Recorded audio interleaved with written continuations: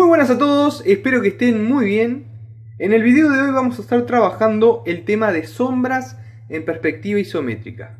Este tema es para cursos avanzados, así que si estás en ciclo básico, es decir, de primero a tercero, no te preocupes porque esto no lo tenés que hacer. Simplemente disfruta el video si es que te interesa. Antes de arrancar, quiero aclarar que el tema sombras está dentro de lo que llamamos teoría de la iluminación.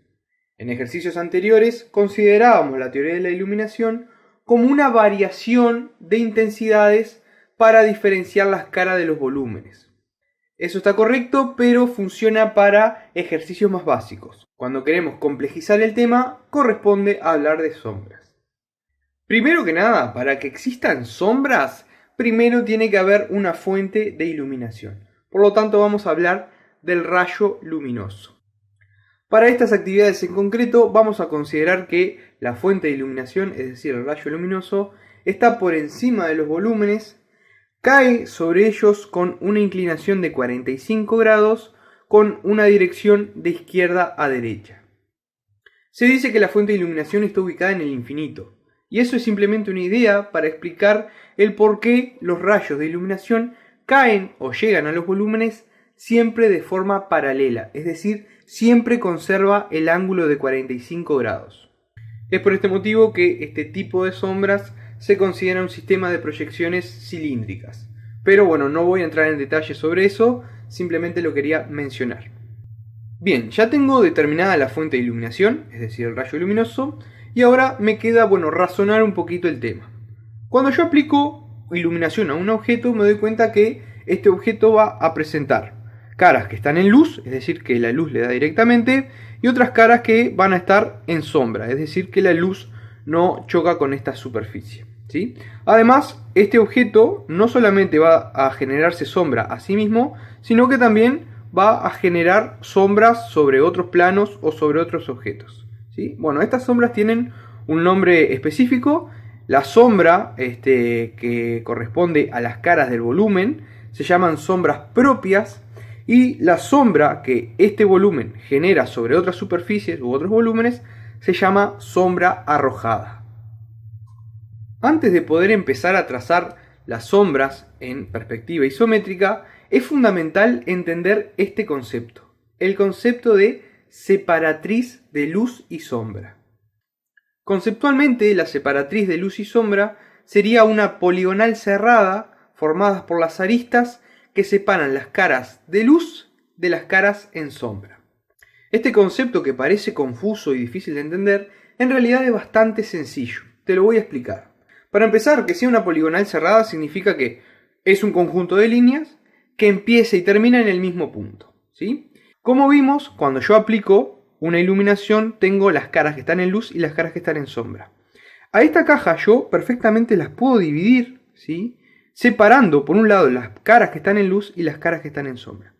Esa división es la que forma la separatriz, es decir, es el recorrido que yo hago entre las aristas del volumen para poder desarmar esta cajita, digamos, para poder visualizar correctamente cuáles son las caras que están en luz y cuáles son las caras que están en sombra. Es decir, este recorrido que yo acabo de mostrarles acá con la cajita, en el dibujo sería el siguiente. Sería, por ejemplo, vamos a asignarles números. Empiezo con el 1 acá. 2, 3, 4. Voy al piso, 5 y 6. Es decir, en el prisma, la separatriz de sombra tiene 5 puntos. Acabo de hacer ese recorrido en el dibujo, que es el mismo que yo hago acá, con esta maquetita de la caja, ¿ok? Entonces, esto visualmente se ve así. Acá tengo esta representación, ¿okay?, de lo que sería la poligonal. Es este recorrido que acabo de hacer para separar, esto es lo que ya les mencionaba, las caras de luz de las caras en sombra. ¿Ok? Por eso es que en el dibujo se ve esta forma extraña, ¿no? Bueno, eso sería la separatriz de luz y de sombra. ¿Bien? Ok, en el dibujo yo, bueno, siempre me tengo que acostumbrar a marcarlos, con números, con letras, da igual, ¿sí? Pero es fundamental poder entender cómo es que se forma esta separatriz de sombra, ¿ok? O sea que ya tengo diferenciadas las caras que están en luz de las caras que están en sombra. Ahora ya puedo empezar a aplicar el sistema de sombras, digamos, ¿bien? Bueno, yo lo que tengo que hacer es hallar las sombras de cada punto de la separatriz que acabo de marcar. Pero tengo que considerar lo siguiente. Cuando un volumen está apoyado sobre el suelo, es decir, sobre el plano horizontal, la superficie, es decir, los puntos de la separatriz que están apoyados en el suelo, tienen su sombra en sí mismos. Es decir, por ejemplo, los puntos que forman parte de la separatriz que están apoyados en el suelo son el número 1, es decir, que la sombra del 1 va a estar en el mismo punto, se representa así, S1 para marcar lo que sería la sombra. Lo mismo pasa con el punto 5, la sombra del punto 5 está en el mismo punto y la sombra del punto 6 está en sí mismo también, ¿ok? Por lo tanto, yo lo único que tengo que hallar sería la sombra del punto 2 en el suelo, la sombra del punto 3 y la sombra del punto 4. ¿Bien? Ahora sí voy a comenzar a trazar lo que serían los rayos de luz, que como vimos caen sobre el objeto, pasan por cada punto, siempre con la inclinación de 45 grados. Por lo tanto, en esta etapa es fundamental usar lo que sería la escuadra. Bien, voy a trazar por cada punto de los que marqué de la separatriz de sombra, bueno, esta traza a 45 grados.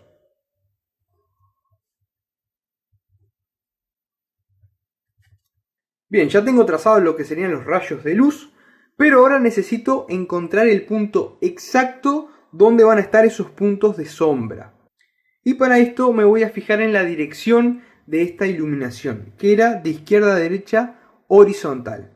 Es decir, que el punto sombra de los puntos que yo acabo de marcar de la separatriz van a estar en la intersección de esta horizontal con el rayo de 45 grados. Para yo poder ubicar esta horizontal, para poder marcar el punto de sombra, lo único que debo conocer de cada punto es la distancia que tiene con respecto al suelo. Por ejemplo, en este caso, como el prisma está apoyado en el plano horizontal en el suelo, esta distancia del punto 2 equivale a la arista del volumen, ¿verdad? En este caso serían 3 centímetros. Por lo tanto, este punto, el punto 2 ubicado en el suelo, estaría sobre el punto 1. Por lo tanto, voy a trazar esta horizontal a partir del punto 1. En la intersección de esta horizontal con el rayo a 45 grados es que obtengo la sombra del punto 2. La marco como S2. Y acá me empiezo a dar cuenta de una cosa. La sombra de una arista vertical en el dibujo se va a ver horizontal, ¿ok? Este tipo de cosas es muy bueno recordarlas porque después nos hará el trabajo mucho más sencillo porque vamos a trabajar mucho más rápido. ¿Bien? Sigo. Me falta el punto 3. Lo mismo, lo bajo al suelo, ¿sí? Y trazo una horizontal. ¿Ok? Y aquí tengo la sombra del punto 3. ¿Ok? Hago lo mismo con el punto 4. Lo tengo acá, lo bajo hasta el suelo, trazo una horizontal y en la intersección obtengo la sombra del punto 4. ¿Qué me resta por hacer? Bueno, unir los puntos. ¿Cómo lo voy a unir? Si esto me quedó bien, la sombra del punto 2 tiene que coincidir con la sombra del punto 3 en un ángulo de 30 grados. Y la sombra del punto 3 con la sombra del punto 4 también debería coincidir a 30 grados, si es que lo hice correctamente.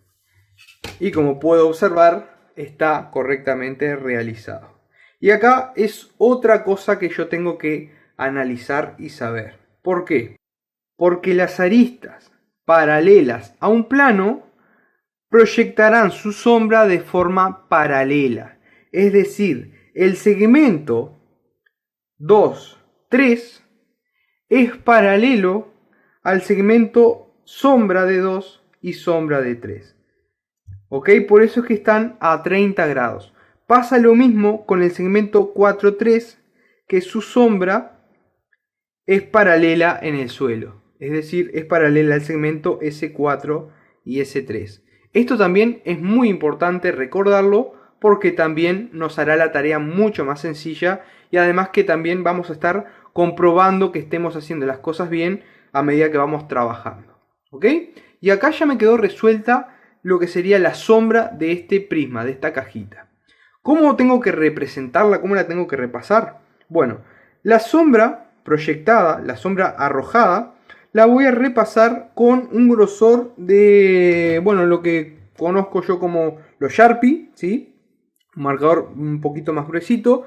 El tema de, bueno, entintar el volumen serían las aristas vistas con un grosor de 0.8, por ejemplo. Y lo que serían las aristas ocultas la vamos a representar con, bueno, con un grosor de 0.5, ¿sí? Para ir diferenciando un poco el trazado. La sombra, si yo me fijo, la sombra que yo marqué, hay parte que quedó por detrás de lo que sería el volumen. Yo particularmente recomiendo no repasar esta sombra que quedó oculta. Simplemente la dejo marcada con lápiz. Solamente me voy a centrar o me voy a enfocar en la sombra que, bueno, que estoy viendo, que quedó solamente en el suelo.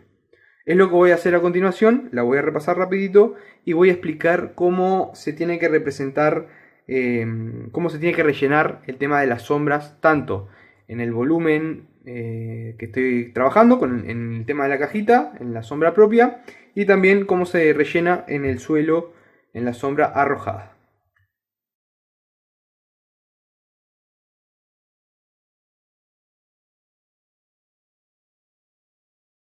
Bueno, ya tengo lo que sería la sombra repasada. Ahora lo que voy a hacer es simplemente rellenarla. Las sombras propias se realizan con un interlineado más o menos entre 2 y 3 milímetros. Mientras que la sombra arrojada se realiza con un interlineado de 1 milímetro. Para saber, bueno, la inclinación de este tramado, vamos a seguir la siguiente lógica. En los planos verticales voy a trazar líneas verticales y en lo que sería el plano horizontal, el suelo, voy a trazar líneas horizontales. ¿Ok? Por lo tanto, la sombra propia, interlineado de 3 milímetros, sombra arrojada, interlineado de 1 milímetro. Voy a mostrarles rapidito cómo quedaría el resultado final.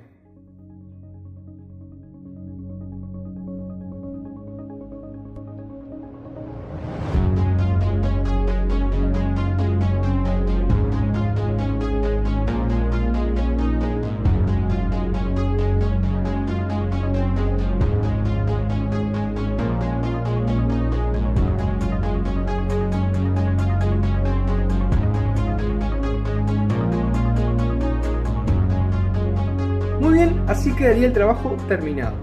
Es muy importante que al momento de realizar el relleno de las sombras nos acostumbremos a utilizar el instrumental de geometría correspondiente. Hay que recordar que el dibujo técnico es un dibujo que se caracteriza por ser preciso, por ser exacto, digamos. Por lo tanto, cuanto más prolijos seamos, mejor será el resultado final que vamos a obtener. Y bueno, a modo de resumen, recordamos que el rayo de iluminación cae siempre a 45 grados con una dirección de izquierda a derecha, que la sombra de un segmento vertical en el suelo, en el pH, se ve de forma horizontal y que la sombra de un segmento paralelo a un plano, en ese plano se va a ver de forma paralela, que eran los casos del segmento 2-3, que su sombra S2 y S3 son paralelas, y el caso del segmento 4-3, que su sombra en el suelo S4 y S3 también está de forma paralela. Así que bueno, espero que este video te haya servido, que te haya gustado. Por mi parte me despido y nos estaremos reencontrando nuevamente en otro video hablando de más contenido de educación visual y plástica. ¡Nos vemos!